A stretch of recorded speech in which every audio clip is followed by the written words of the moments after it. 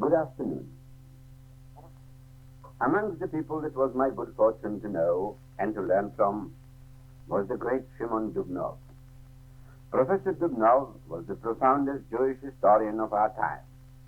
He is sometimes compared with Professor Heinrich Graetz, the greatest German Jewish historian of the 19th century. But this is a mistake. Graetz finished his exhaustive history in Breslau when Dubnow was born.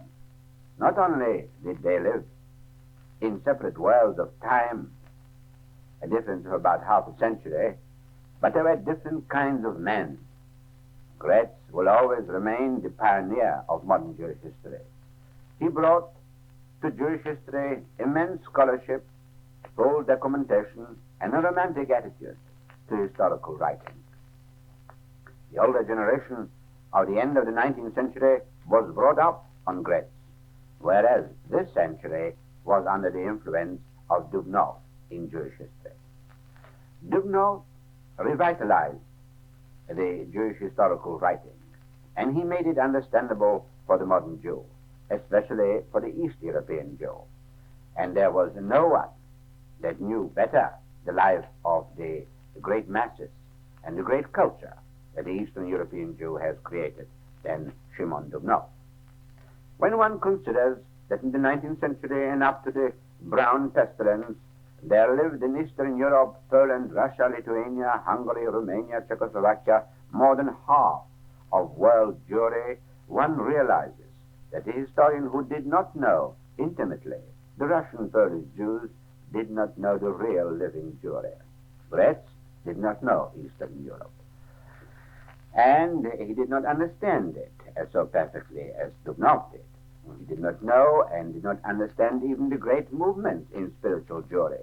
Being the typical 19th century Jew with newly won emancipation in Western Europe, he had nothing but contempt for the mystical movement in Jewry. Neither did he understand the great spiritual revival of the 18th century in Poland and in Russia with Hasidism. Dubnow rewrote Jewish history from the 20th century point of view. Dubnow was a Russian Jew born in Russia. And having been educated both in Russian, in Hebrew, and in Yiddish, and knowing several other European languages, he went to the sources of Jewish history. And what is more, Dubnow is responsible for collecting a great mass of documents, of chronicles from the remotest corners of the world, and particularly of Eastern Europe, documents which were never really gathered together by any other historian before him. Dubnow's family, his ancestors, were some of the most famous rabbis in Eastern Europe, starting from the great and holy rabbi of the 16th century, the Maurois of Prague, the creator of the legendary golem. It was the same rabbi that brought to life, to guard the golem, to guard the Jewish community from the ravages of the outside hostile world. There was a magnificent statue in Prague of this wonder rabbi. If the Germans have not destroyed it, I have not been there since. It still ought to stand there and guard the city, not only the Jewish part of it. I have been fortunate to know and to admire and to learn and to love Dubnow. Last time when I was in Riga, it was in 1940. When I flew from London to Riga on a social mission. And on this mission, I wanted also, I earnestly hoped that I would be able to persuade the nearly 80 years old historian, persuade him to leave Riga, which was then not yet occupied by the Germans, and take him to Stockholm, and from there to the United States. Everything was ready for him. There was a committee in London who prepared everything for him. Passport, visas, money, and a special aeroplane to take him away from this dangerous spot. But you know, when I was in his study in Riga, and I went out with him for walks, and I approached the subject very delicately, knowing what Dubnow was like, that he would never escape from danger, no matter how necessary it was. He told me then, you know, I want to remain with my people here. I must not run for safety. You see, before, I ran away twice. I had to run from Moscow when the Bolsheviks did not like either my history or my theory of Jewish life, also my political views. I had to go away from Russia, leave my library, leave everything that I have done for 40 years, for nearly half a century. And then I settled in Berlin. And again, when Hitler came and it was impossible for me to work there, I ran away. Yes, I went away from Berlin. Why? Not because I was afraid of my own safety, but because I felt that I have something to do still in life. I have to finish my history. Now I have finished it. I have done my life's work. To run away from me now for my own personal safety would be not only cowardice. I'm not dealing in such words as cowardice, but it would simply be not fair to those who are behind, who have no famous names, and I'm supposed to be famous in the Jewish world. But I'm no better as a man than the last and least of Jews, or of any human being. And so, Dubnow refused to come away from Riga. You know probably the end. The Germans, together with the Lithuanians, have taken him in 1941, and they've murdered him. He was 82 years old. But his work was completed. His work was completed and his work was loved and left to our generation and to the generations to come. Dubnow was an extraordinary philosopher of Jewish history. He brought a breath of fresh liberalism into Jewish historical writing. And in one of his fine essays, and there are many, and as you know, his great universal history is in 10 volumes, unfortunately not yet translated into English, which it is really, in my opinion, one of the greatest disservice that we can do to American Jewry is not to have this great work translated immediately in universal Jewish history. Or his 2 volumes on the history of the Hasidic movement, which is probably the finest of its kind. And then his autobiography, which is a history of 60, 70 years of Jewish cultural life, not only of his own spiritual development. Dubnow's approach to history was new, as I said. Let me give you a few sentences from one of his finest essays, The Teaching of Jewish History. Jewish history possesses the student, writes Dubnow, with a conviction that Jewry at all times, even in the period of political independence, was preeminently a spiritual nation, and a spiritual nation it continues to be in our own days too. Furthermore, it inspires him with a belief that Jewry, being a spiritual entity, cannot suffer annihilation. The body, the mold, may be destroyed. The spirit is immortal. Bereft of country and dispersed as it is, the Jewish nation lives. This, remember, Dubnow wrote many years before the establishment of Israel. But the Jewish nation lives and will go on living because the creative principle permits it, a principle that is the root of its being and an indigenous product of its history. This principle consists first in a sum of definite religious, moral, or philosophic ideals whose permanent Jewish philosophy has been the life cause of our being. Next to this principle consists in a sum of historical memories, recollections of what in the course of many centuries the Jewish people experienced, thought, and felt in the depths of its being. Finally, it consists in the consciousness that true Judaism, which has accomplished great things for humanity in the past, has not yet played out its part, and therefore may not perish. In short, the Jewish people lives because it contains a living soul which refuses to separate from its integument and cannot be forced out by heavy trials and misfortunes such as would unfailingly inflict moral injury upon less sturdy organisms. This self-consciousness is the source from which the suffering Jewish soul draws comfort. History speaks to it constantly through the mouth of the great apostle who went forth from the midst of Israel 1800 years ago.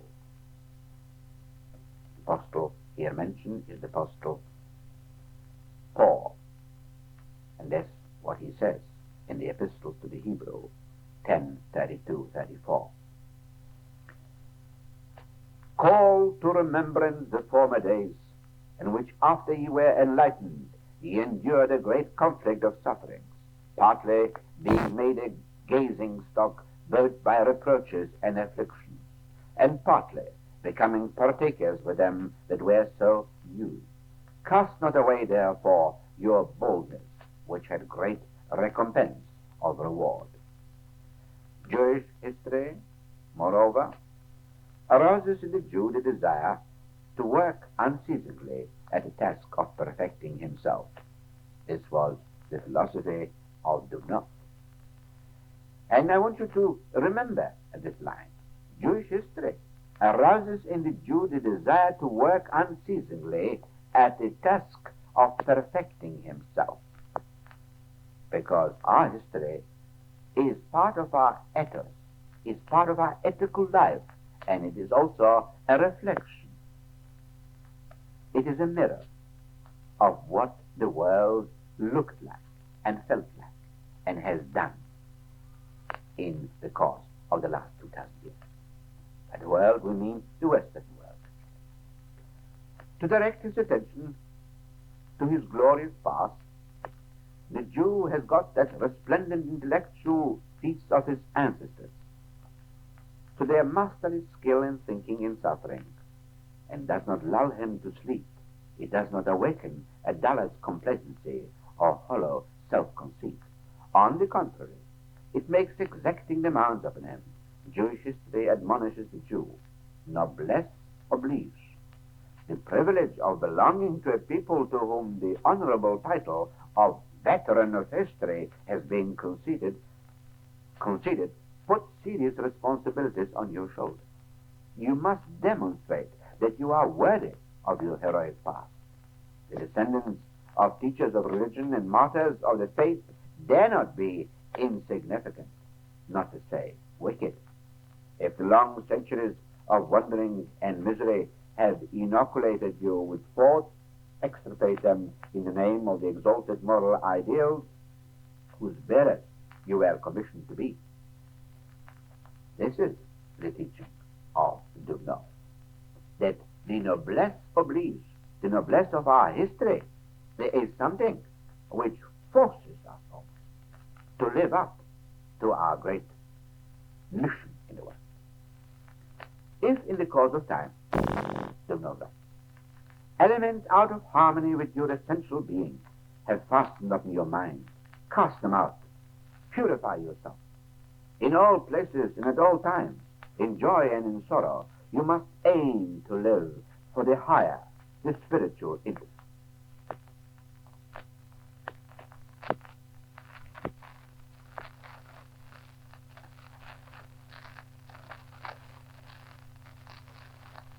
Never may you deem yourself perfect. You become faithless to these sacred principles. You sever the bonds that unite you with the most vital elements of your past, with the first cause of your national existence. The final lesson to be learned is that in the sunny days of mankind's history, in which reason, justice, and philanthropic instinct had the upper hand, the Jews steadfastly made common cause with other nations. That is well to remember. Hand in hand with them, they trod the path leading to perfection. But in the dark days, during the reign of rude force, prejudice, and passion, of which they were the first victims, the Jews retired from the world, withdrew into their shell to await better days. Union with mankind at large, on the basis of the spiritual and intellectual, the goal set up by the Jewish prophets in their sublime vision of the future, as you can see in Isaiah chapter 2 and in Micah chapter 4, is the ultimate ideal of Judaism in its noblest votaries. Will their radiant hope ever attain to realization? Now you see, Dubnow looks at Jewish history, at the universal movement of the last at least 3,000 years of the history of mankind, and particularly of that Mediterranean man and Western culture and civilization that has developed from that small place known as Palestine. Dubnow looks at this history as something unique that has happened to mankind. Every great and thinking Jew realizes that, and so do many millions of eminent and honest and real Christians who know where the France et origo, where the origin of Christianity springs from.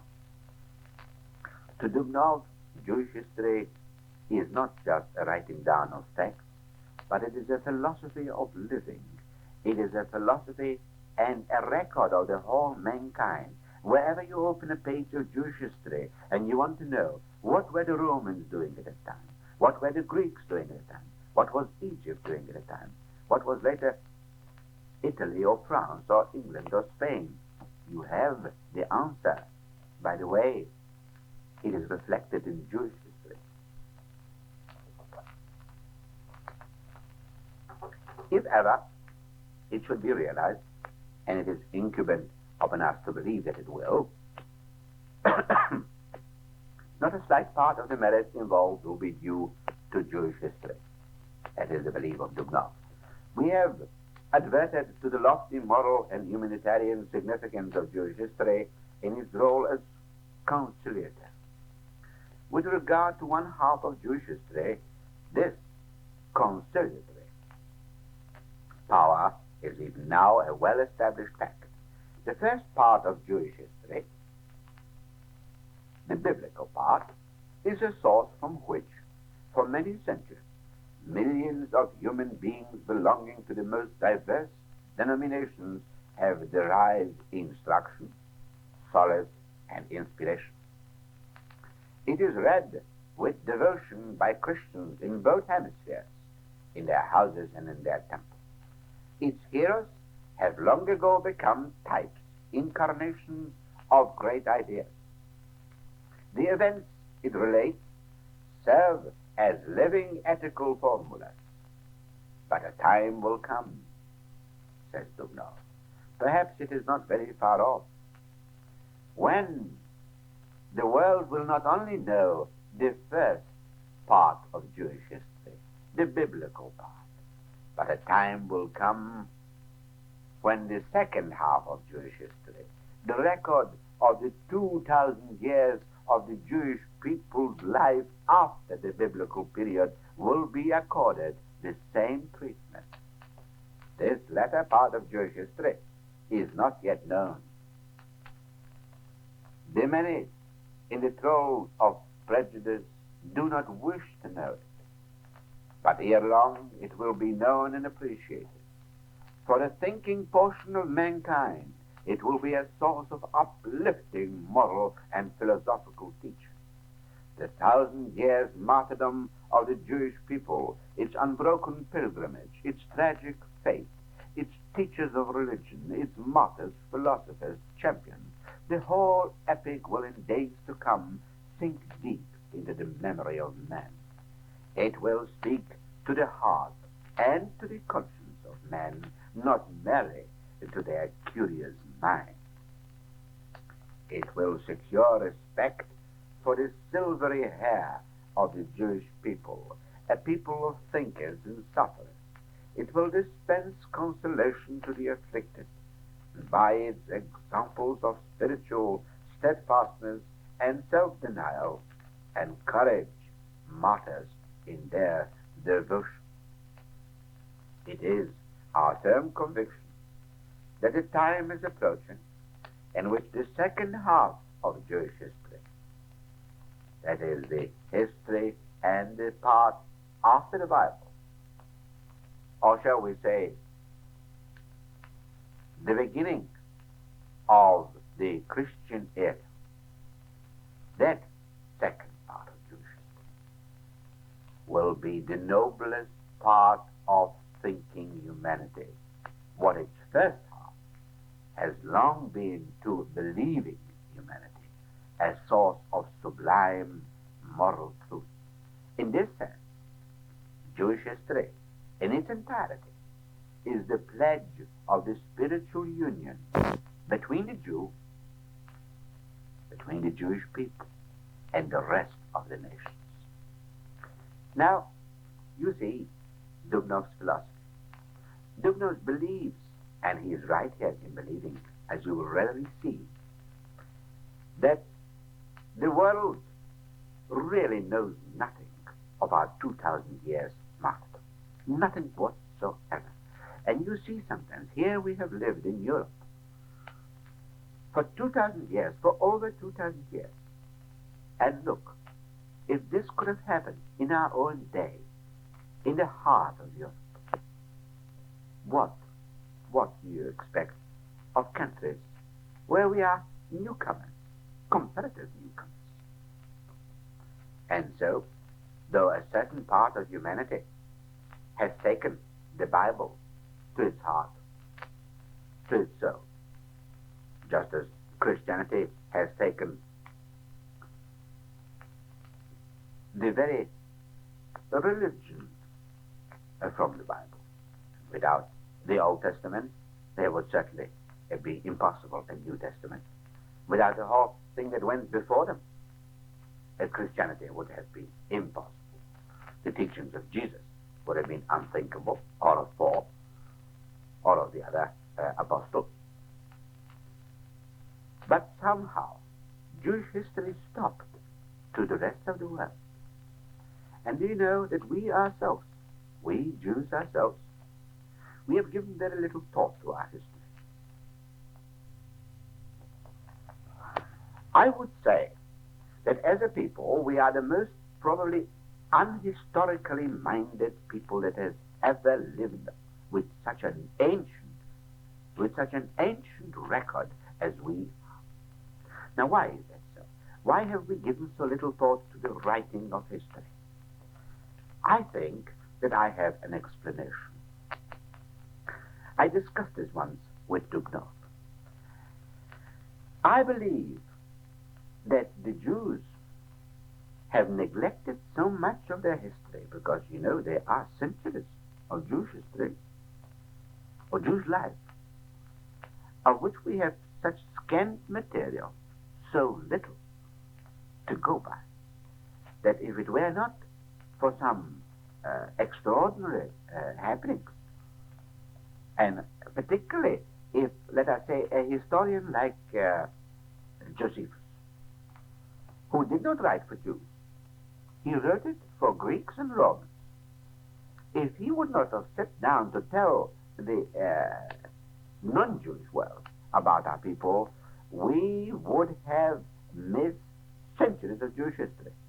because there was no record. And needless to say, that the external circumstances in which we lived after the destruction of the temple, when we lived in outside of Palestine,